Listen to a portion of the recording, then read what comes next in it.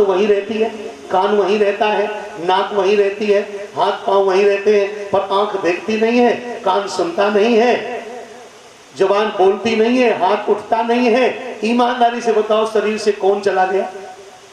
तो उस समय शरीर से जो चला गया वही सत्य था, अब सब जो रह गया वही असत्य है। तो ये सकल सृष्टि मिथ्या है। इस मिथ्या सृष्टि के साथ जब सत्य का संबंध हो जाता है तो ये असत्य और मिथ्या सृष्टि भी सत्यमय प्रतीत होती है, सत्य होती नहीं है, सत्यमय प्रतीत होती है। इसलिए इसको सत्यमय प्रतीत कराने के लिए उस सनातन का संबंध हो जाता है, तो सत्यमय प्रतीत हो। आंख नहीं देख रही है, आंख से देखा जा रहा है, समझ गए? कान नहीं सुन रहा है, कान से सुना जा रहा है। पैर नहीं चल रहा, पैर से चला जा रहा। हाथ नहीं कर रहा, हाथ से करा जा रहा, तो कौन कर रहा? पैर नहीं चल रहा, पैर से चला जा रहा, तो कौन चल रहा? आंख नहीं देख रही, आंख से देखा जा रहा, तो कौन देख रहा? कान नहीं सुन रहा, कान के द्वारा सुना जा रहा, तो कौन सुनने वाला है? उसी को ईश्वर कहो, भगवान कहो, सत्य कहो, सनातन कहो, उसी को यीशु कहो, गॉड कहो, खुदा कहो, अल्लाह कहो, मोहम्मद कहो, क्या कहना है सो कहो। आपकी अपनी मर्जी है क्या कहना। मम्मी कहना कि मम्मा कहना कि मोम कहना कि माँ कहना कि अम्मा कहना कि मैया कहना कि माता जी कहना, तुम्हारी खोपड़ी पर निर्भर करता है। पापा कहना कि डैडी कहना कि डैड कहना कि गधा कहना कि घोड़ा कहना कि बैल कहना कि बकरी कहना, तुम्हारे माइंड पर डिपेंड करता है। शास्त्र कहता है कि माँ कहो और पिता कहो, भागवत कहती है कि भगवान कहो, कृष्ण कहो, राम कहो, तुम्हें क्या कहना है, तुम्हारी अपनी मर्जी। पुराण कहता है कि माता पिता कहो, पुराण कहता है, सत्य कहता है, सनातन कहता है कि भगवान कहो उसको, राम कहो उसको, कृष्ण कहो उसको। तुम नहीं कहते तो जो मर्जी हो वो कहो, कौन रोकेगा? स्वतंत्र भारत है। कहना चाहिए माता और पिता, मनमानी करो तो करो।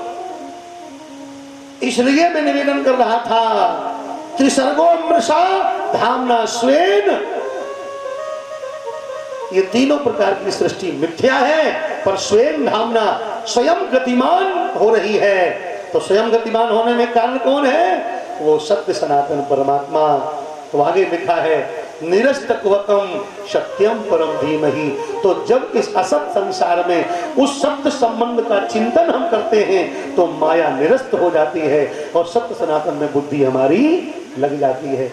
हम जब प्राइमरी में पढ़ते थे, गांव में पढ़े, आज तक हम देहाती आदमी हैं, तो एक खेल खेलते थे इंटरवल में अपने साथियों के साथ। आप सब भी खेलते होंगे क्योंकि सब गांव से जुड़े हैं। आज के 50 साल बाद ऐसा होगा कि यहाँ के रहने वाले गांव संबंध नहीं होंगे, आपके नाती पोते।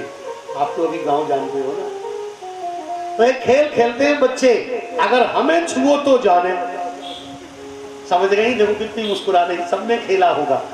हमें छुओ तो जाने, उसने हाथ पकड़ा, तुमने मेरा हाथ पकड़ा, हमें छुओ तब जाने। उसने पेट पकड़ा, तुमने मेरा पेट पकड़ा, हमें छुओ तब जाने। कान पकड़ा, तुमने तो मेरा कान पकड़ा, हमें छुओ तब जाने। नाक पकड़ी, तुमने तो मेरी नाक पकड़ी, मुझे छुओ तब। संभव ही नहीं है तुम्हें छूना। अब ईमानदारी से बताओ, ये छोटे बच्चों का खेल कितना बड़ा वेदांत का सिद्धांत है कि ना नाक हो तुम, ना कान हो तुम, ना पेट हो तुम, ना हाथ हो न तुम, ना पैर हो तुम, ना पीठ हो तुम, ना पेट हो, तो तुम क्या हो? तो हाथ, नाक, कान, पांव, पीठ के अलावा जो है वही तुम हो। आंख तुम्हारी है, तुम नहीं हो। कान तुम्हारा है, तुम नहीं हो। पैर तुम्हारा है, तुम नहीं हो। पेट तुम्हारा है, तुम नहीं हो। पीठ तुम्हारी है, तुम नहीं हो। शरीर तुम्हारा है, तुम नहीं हो। परिवार तुम्हारा है, तुम नहीं हो। व्यवहार तुम्हारा है, तुम नहीं हो।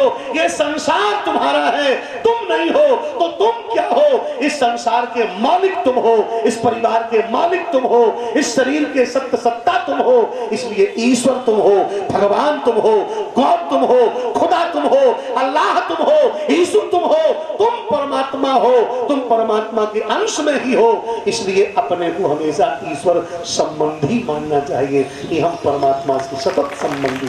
हम ईश्वर से कभी दूर नहीं है, ईश्वर से हम दूर नहीं है। ईश्वर ही हम हैं। अंतर केवल इतना है कि हम कटोरी के गंगा जल हैं और वो एक प्रवाहित गंगा का प्रवाह है। हम एक बोतल में भरे हुए गंगा जल हैं और वो गंगोत्री से गंगा सागर तक बहने वाला गंगा है। अंतर इतना है, वो गंगा है, हम गंगा जल हैं, इतना अंतर है बस। वो सोने का बिस्कुट है, हम सोने की अंगूठी है, इतना अंतर है। वो अंशी है, हम अंश हैं। वो परमात्मा है, हम परमात्म तत्व हैं। वो आत्मा का आधार है और हम उसके आश्रित हैं, इतना अंतर है। वो व्यापक है, वो व्यापक है और हम अनुव्यापक हैं। वो अखंड चेतन है, हम लघु चेतन हैं, इतना केवल अंतर है। संबंध तो परमात्मा से हमारा बराबर है। जीरो पावर के बल्ब में जो लाइट जलती है वही लाइट बहुत बड़े पावरफुल एक बल्ब में हाइड्रोजन में वही लाइट होती। लाइट में अंतर नहीं होता, पावर में अंतर है। वो जीरो पावर है तो कम प्रकाश है, इसमें अधिक पावर है ज्यादा प्रकाश है। अंतर यही है। संसार में आप सब लोगों में भी कोई जीरो पावर वाला है, कोई हाई पावर वाला है। जीरो पावर वाला है गिड़गिड़ाता घूम रहा, हाई पावर वाला प्रकाश कर। परमात्मा सब में एक है, ये लाइट सब में एक है। मेरे प्यारे भक्तों, 24 घंटे अनुभव करो कि हम ईश्वर से नित्य निरंतर संबंधित हैं, उससे कभी अलग नहीं है। तो भागवत में कहते ऐसा चिंतन करने से क्या होता है?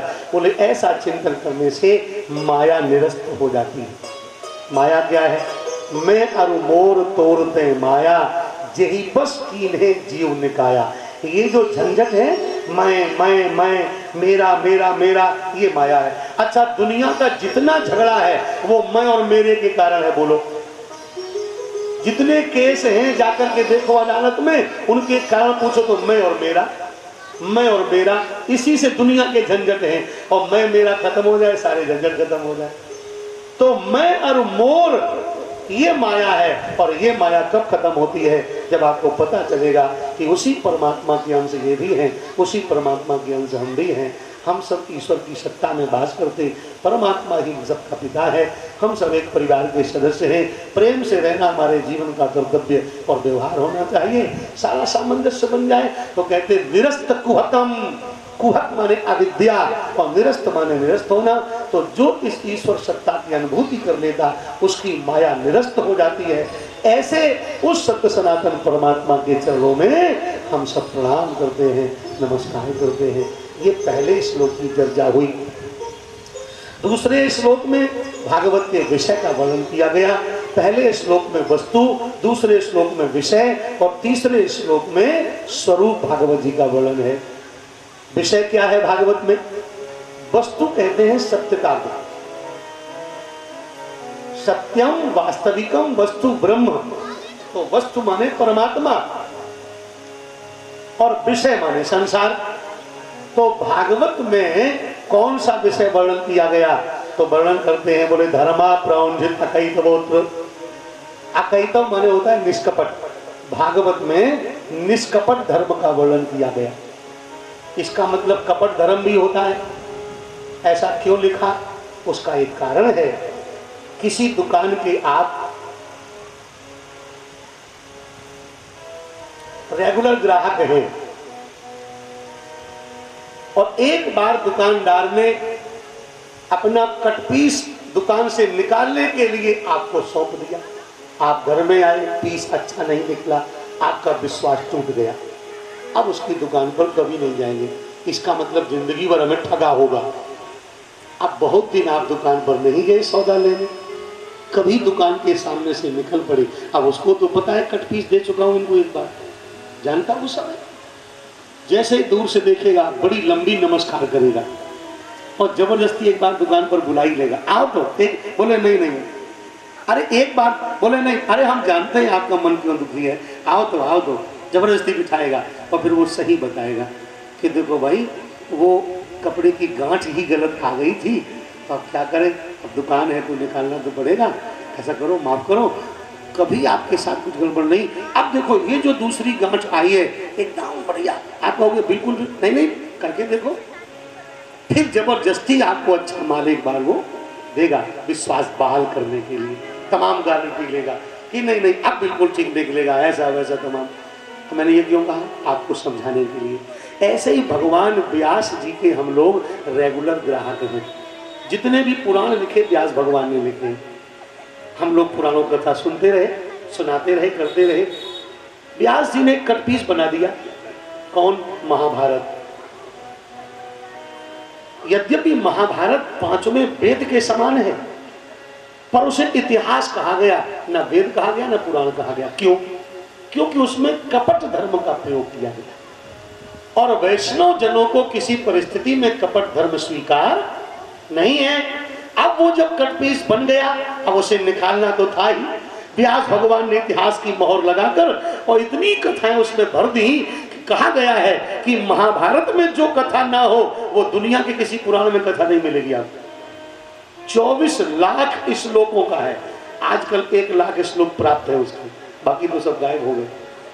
इतना बड़ा कोई ग्रंथ है ही नहीं व्यास जी की रचना में। 5वां वेद उसको कहा जाता है। उसका पाठ करने से दिव्य दृष्टि मिलती है, तमाम विशेषताएं हैं, लेकिन उसमें कपट बहुत है, छल बहुत है, बेईमानी बहुत है, हड़प लेना बहुत है, ये तमाम चीजें बहुत ज्यादा हैं। वैष्णवों ने जब उसको देखा तो नकार दिया, बोले नहीं ये हमारे मतलब का ग्रंथ नहीं, हमें तो भगवत सेवा चाहिए, प्रेम चाहिए। ये राग रोष द्वेष दम, ये जलाई झगड़ा, ये सब आपस का ईर्ष्या, इससे क्या मिलेगा? इससे क्या मिलेगा?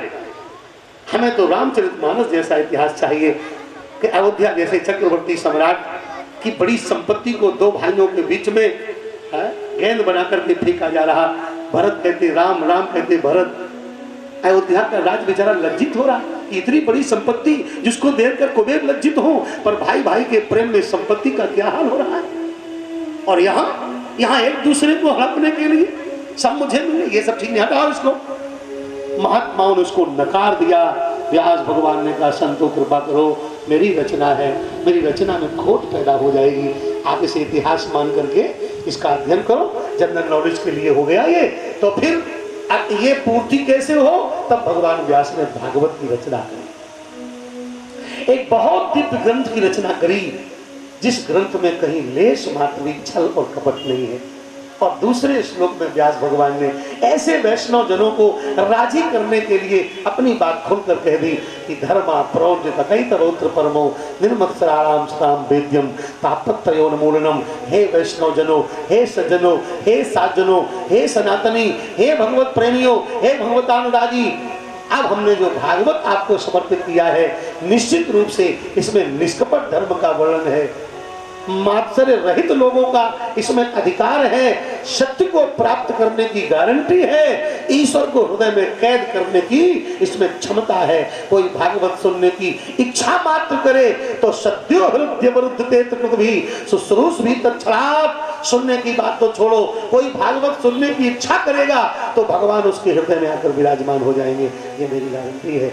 ये कहकर जैसे ही भागवत वैष्णव जनों के बीच में करी तो भगवान भक्तों ने भागवत को ग्रहण कर लिया, स्वीकार कर लिया। इसलिए व्यास जी को ऐसा लिखना पड़ा। ये बात समझ में आ रही है? भागवत सुनने की इच्छा कोई करता है तो इच्छा मात्र से भगवान हृदय में आ जाते हैं।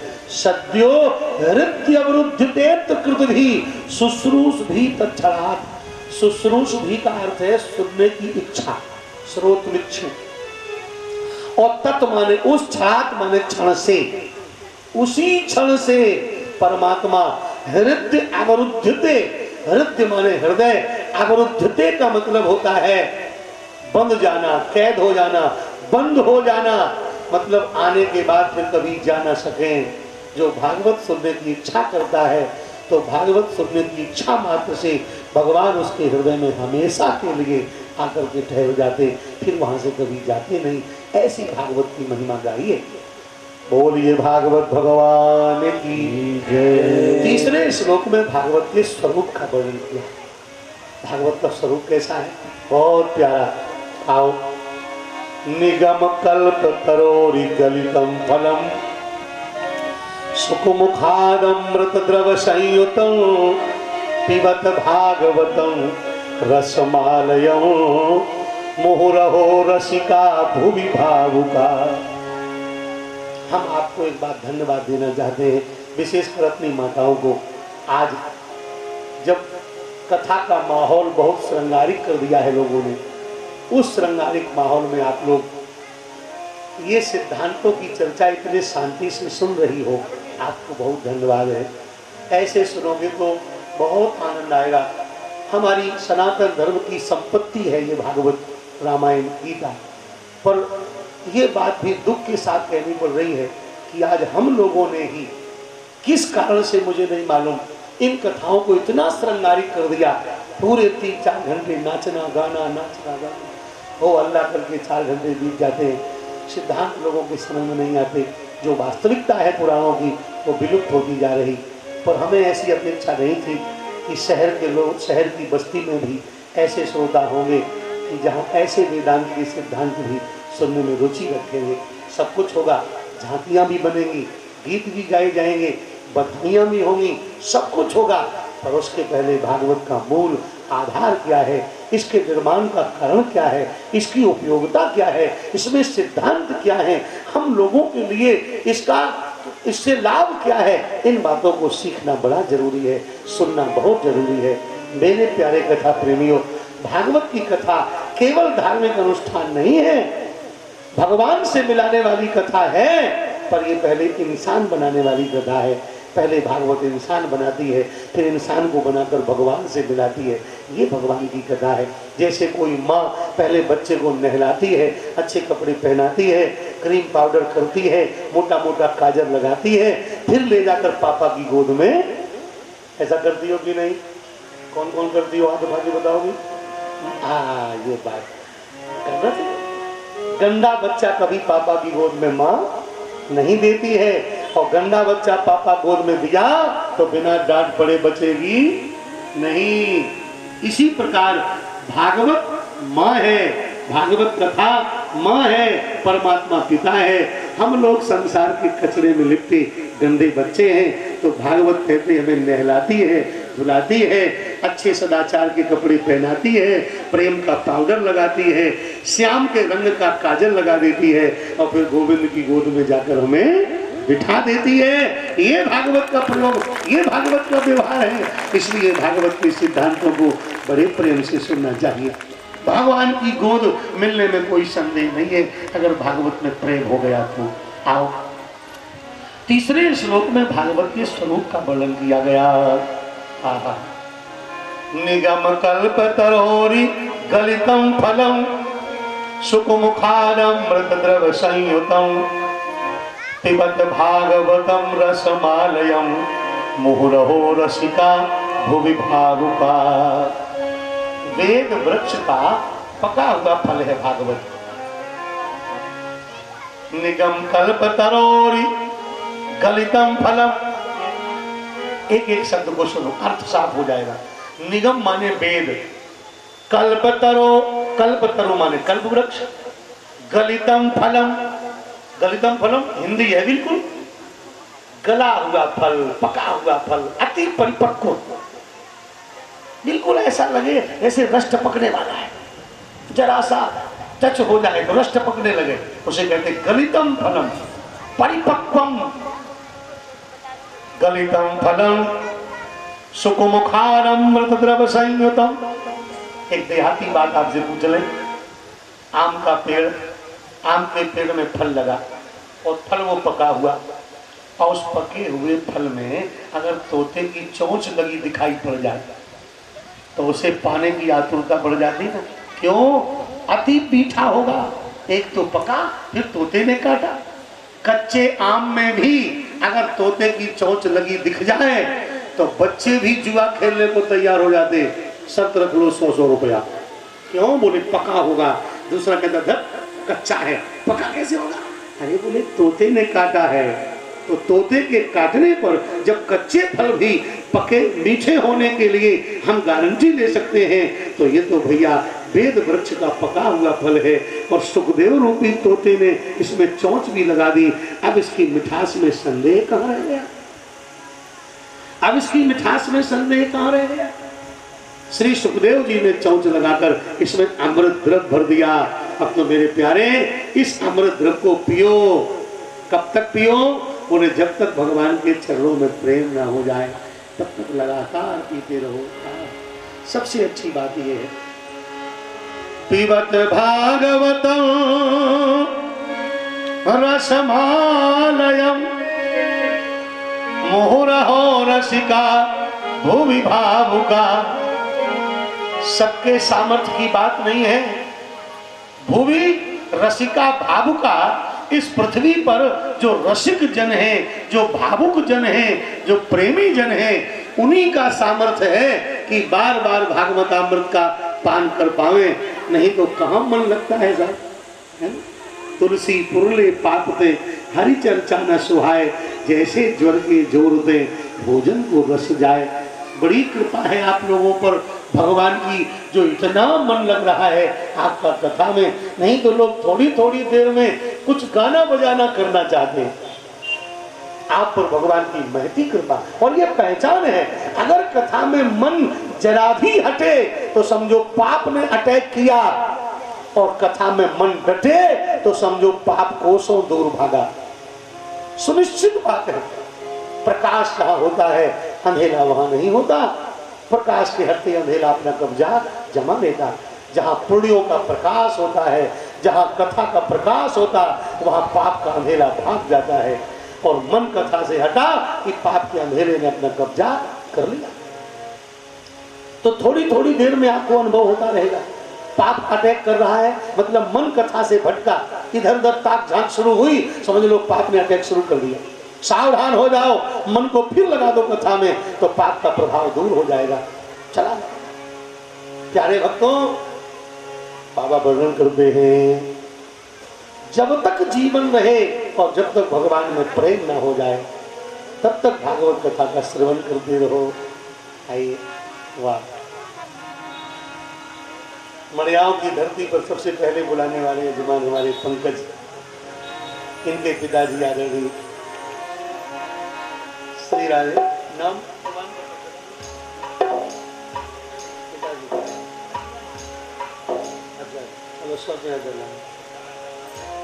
हाँ, यहाँ भी आज भंडारा हुआ। लखनऊ में बहुत भंडारे होते हैं। पंकज वर्मा जी हमारे मड़ियाओं के रामलीला मैदान में ज्वेलर्स की बड़ी बड़ी दुकानें हैं इनकी। 2 बार राम कथा बड़ी भारी कथा, फिर भागवत कथा बड़ी भारी कथा करवाए हैं। अभी 6 महीने पहले जानकीपुरम में भी बुलाए थे मिश्रा जी के यहाँ, बड़ा भारी कार्यक्रम था। और अब यहाँ भी पता लग गया हमारे बड़ा भक्त परिवार है। श्री वृंदावन बिहारी लाल की जय।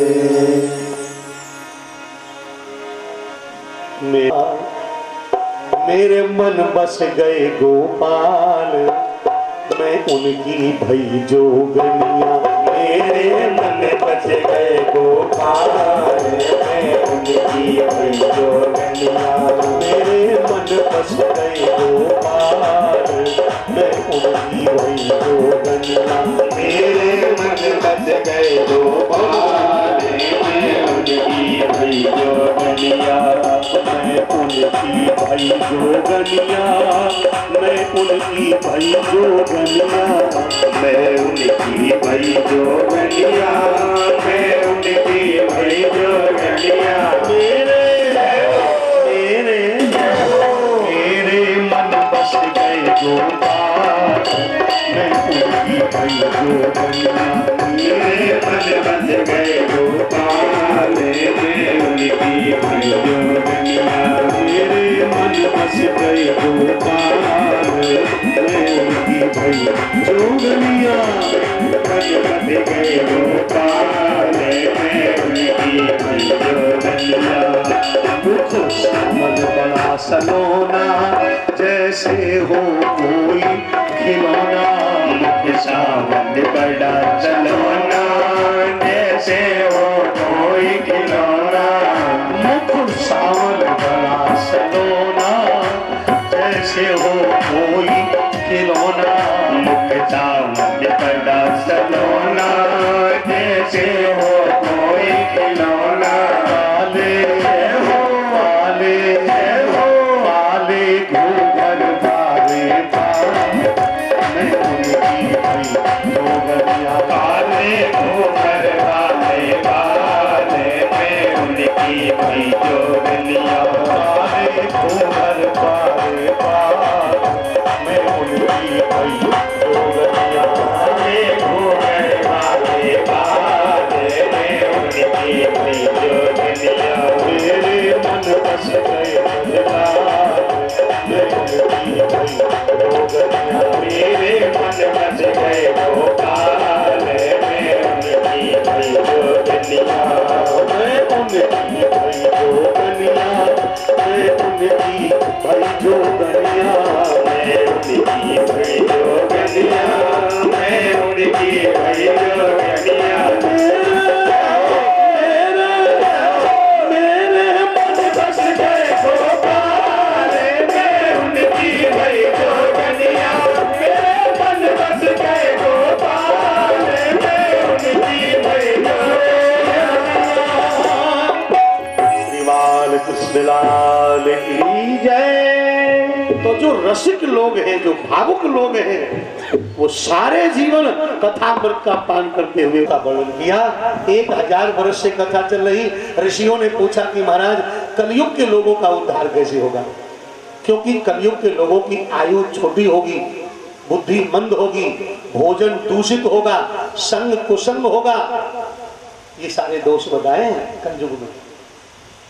एक स्थान पर बहुत देर तक बैठ नहीं सकते, मन को एकाग्र कर नहीं सकते, वेदांतों के सिद्धांत को सुन नहीं सकते, समझ नहीं सकते। वेदों की बड़ी बड़ी कठिन परिभाषाएं उनके समझ में नहीं आई। आज तो बहुत ठंडक है प्यारे। तो उनके लिए उद्धार का सरल साधन क्या है? सरल साधन ओहो, इतना जैसे ही सुना ऋषियों ने कहा तो सूत जी महाराज बोले सब